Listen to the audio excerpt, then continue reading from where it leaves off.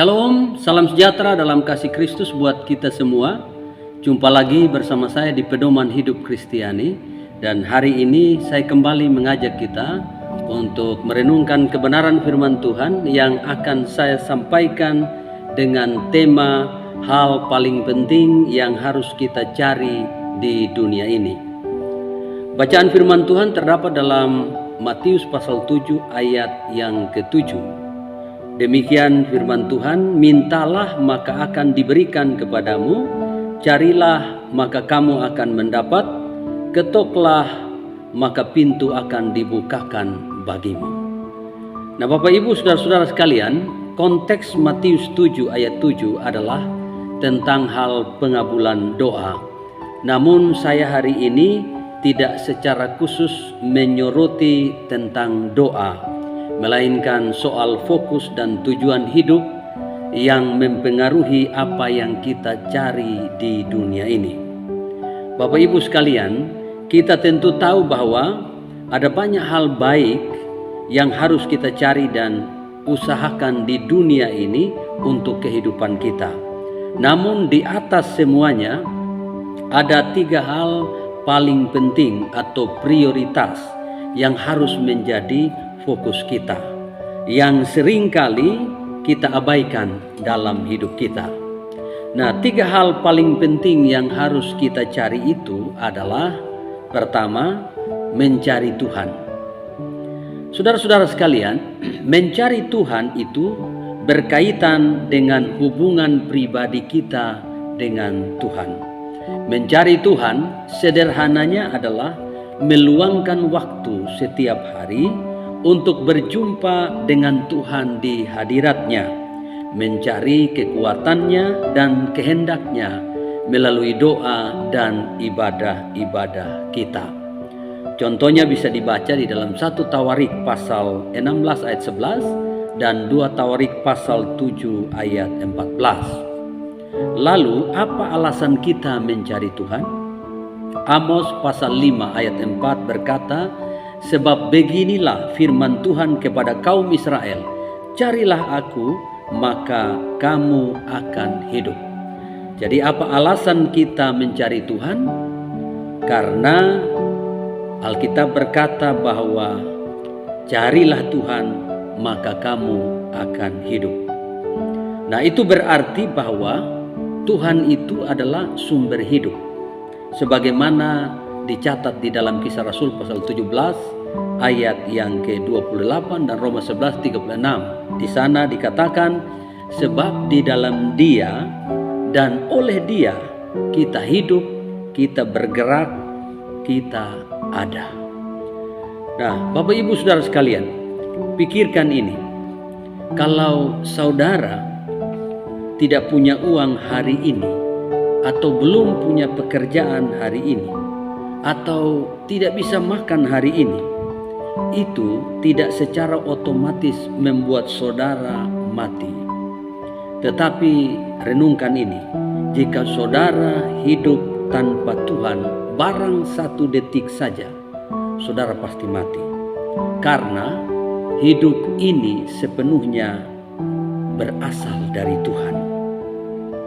Nah kemudian kita baca Yesaya 55 ayat 6. Di sana Alkitab berkata, carilah Tuhan selama ia berkenan ditemui, berserulah kepadanya selama ia dekat.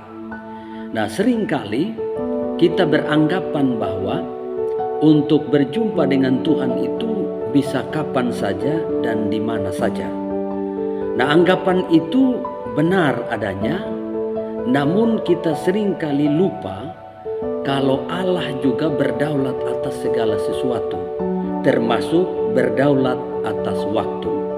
Karena itu jika hari ini saudara dan saya masih diberi Tuhan kesempatan dan atau waktu, mari pergunakanlah kesempatan yang ada, waktu yang ada untuk mencari Tuhan.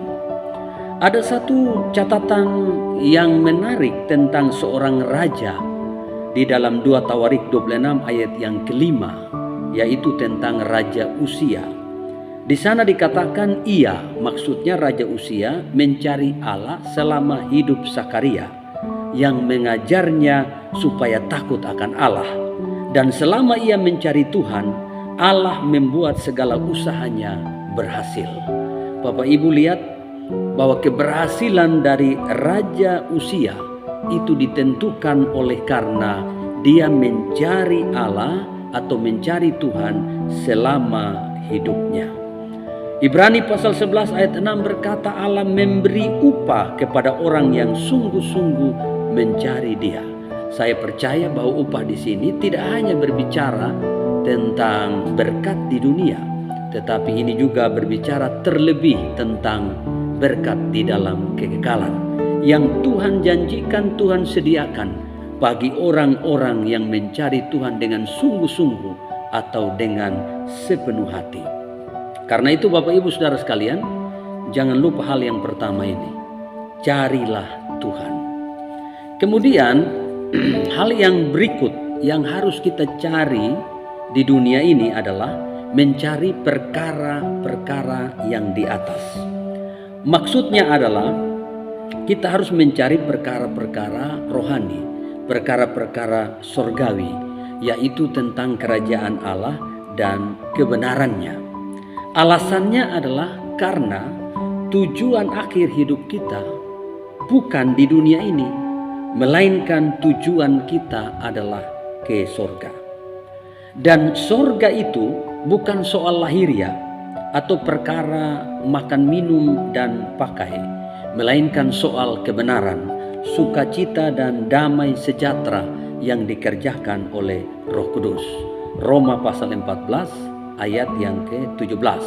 Itu sebabnya Tuhan Yesus di dalam Matius pasal 6 ayat 33 ia berkata, carilah dahulu kerajaan Allah dan kebenarannya.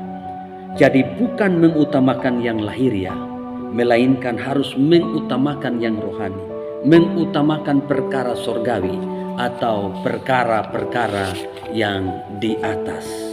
Saudara-saudara sekalian, perkara-perkara yang di atas atau perkara rohani, perkara sorgawi, soal kerajaan Allah dan kebenarannya adalah perkara yang bersifat kekal dan berdampak kekal. Perkara rohani itu amat penting untuk membangun dan mempersiapkan kita untuk ke sorga. Itu sebabnya Rasul Paulus di dalam 2 Korintus pasal 4 2 Korintus pasal 4 ayat 16 dan ayat 18 di sana berkata, meskipun manusia lahiriah kami semakin merosot, namun manusia batiniah kami dibaharui dari sehari ke sehari. Sebab kami tidak memperhatikan yang kelihatan, melainkan yang tak kelihatan. Karena yang kelihatan adalah sementara, sedangkan yang tak kelihatan adalah kekal. Jelas di sini prinsip daripada Rasul Paulus adalah bahwa ia mengutamakan manusia batiniahnya atau pertumbuhan dan perkembangan kehidupan batiniahnya. Sebab manusia batiniah itu yang akan masuk ke dalam kerajaan surga. Tidak demikian dengan manusia lahiriah. Perkara-perkara batiniah atau yang rohani itu bersifat kekal. Yang lahiriah, yang kelihatan itu bersifat sementara. Lebih jelas Kolose 3 ayat 1 sampai dengan ayat 4. Di sana Alkitab berkata, karena itu kalau kamu dibangkitkan bersama dengan Kristus, carilah perkara yang di atas, di mana Kristus ada, duduk di sebelah kanan Allah. Pikirkanlah perkara yang di atas, bukan yang di bumi. Sebab kamu telah mati dan hidupmu tersembunyi bersama dengan Kristus di dalam Allah. Apabila Kristus yang adalah hidup kita menyatakan diri kelak, kamu pun akan menyatakan diri bersama dengan Dia dalam kemuliaan. Nah saudara, ini yang menjadi tujuan kenapa kita memikirkan perkara-perkara surgawi. Karena hidup ini tidak berakhir di dunia ini, tapi hidup ini akan berlanjut di dalam kekekalan, di dalam surga. Karena itu berbahagialah saudara dan saya yang mengutamakan perkara-perkara rohani. Saudara dan saya sedang mempersiapkan diri sebenarnya untuk ke sorga. Nah, kemudian hal yang ketiga yang kita harus cari di dunia ini adalah mencari yang baik. Artinya mengejar yang baik dan atau gemar melakukan kebaikan. Hal ini lebih kepada sikap dan moral hidup sehari-hari. Amos pasal yang kelima ayat 14 berkata, carilah yang baik dan jangan yang jahat. Kemudian ayat 15 berkata, bencilah yang jahat dan cintailah yang baik dan tegakkanlah keadilan. Senada dengan itu Mazmur 34 ayat 15 berkata, jauhilah yang jahat dan lakukanlah yang baik. Carilah perdamaian dan berusahalah mendapatkan. Lalu Roma 12 ayat 17 berkata, janganlah membalas kejahatan dengan kejahatan. Lakukanlah apa yang baik bagi semua orang. Nah, saudara-saudara sekalian, apa alasan kita mencari dan mengusahakan hal yang baik atau kebaikan? Alasannya adalah karena apa yang kita tabur, itulah yang nanti kita akan tuai. Hosea 8 ayat 7 dan Galatia pasal 6 ayat yang ke-7. Sebab apa yang ditabur orang, itu juga yang dituainya. Lalu Hosea 8 ayat 7 kalau kita baca, di sana berkata, barang siapa yang menabur angin, dia akan menuai puting beliung. Artinya kebaikan akan berbuahkan kebaikan. Sebaliknya kejahatan akan mendatangkan kehancuran. Amos pasal 5 ayat 14 dan 15 selengkapnya berkata begini, carilah yang baik dan jangan yang jahat, supaya kamu hidup. Dengan demikian Tuhan Allah semesta alam akan menyertai kamu. Seperti yang kamu katakan, bencilah yang jahat dan cintailah yang baik, dan tegakkanlah keadilan di pintu gerbang. Mungkin Tuhan Allah semesta alam akan mengasihani sisa-sisa keturunan Yusuf.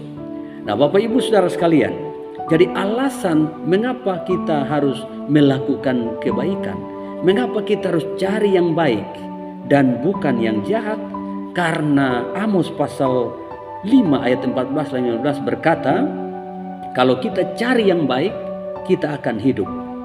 Dengan demikian Tuhan Allah semesta alam akan menyertai kamu. Nah, Bapak Ibu Saudara sekalian, sebagai penutup saya mau katakan begini. Memang tidak ada larangan untuk mencari hal yang lahiriah untuk kehidupan kita di dunia ini. Bahkan Tuhan juga memberikan jaminan atas kehidupan di dunia ini. Tetapi itu hanyalah bersifat sementara saja. Yang paling penting dan utama atau prioritas adalah mencari Tuhan, mencari perkara yang di atas atau perkara surgawi, yaitu hal kerajaan Allah dan kebenarannya, serta melakukan kebaikan. Sebab itulah yang terpenting, tak tergantikan dan berdampak baik bagi hidup kita di dunia ini maupun di akhirat nanti. Demikianlah kebenaran firman Tuhan yang dapat saya sampaikan buat kita semua, disertai doa semoga kebenaran firman Tuhan ini menjadi berkat bagi Bapak Ibu sekalian. Sampai jumpa pada pertemuan berikutnya. Tuhan Yesus memberkati.